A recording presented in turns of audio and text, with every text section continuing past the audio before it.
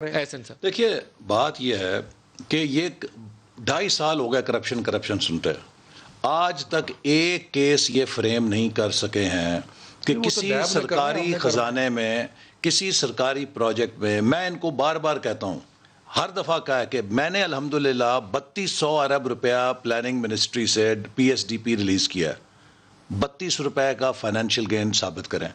انہوں نے ایک وتیرہ پکڑا ہوا ہے کہ سب کی کردار کشی کرو. ان کا کوئی وزیر کھڑا ہوتا ہے جی اس نے 70 بلین کمیشن کھا لیا, اس نے 50 بلین کھا لیا. بھی بتاؤ نا کدھر کھایا ہے. اور پھر ان کی اپنے حالت کیا ہے کہ 72 سال میں پاکستان میں چینی کی قیمت ہوئی 52 روپیہ.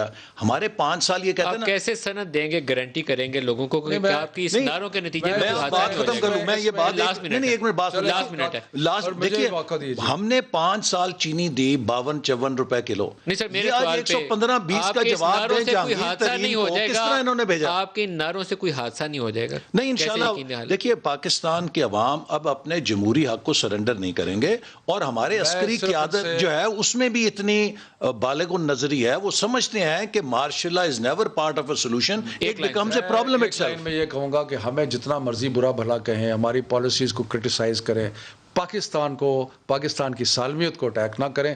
ہمیں کوئی ہم سب پاکستانی ہیں, ہمیں اٹیک کرتے رہیں, سب کو پاکستانی سالمیت کو اٹیک کر رہے ہیں نا, آزاد بلوچستان کے نعرے مار رہے ہیں. ہم پاکستان کو مضبوط, پاکستان مضبوط ہوگا آئین کے ساتھ, پاکستان مضبوط ہوگا پاکستان کے عوام کو.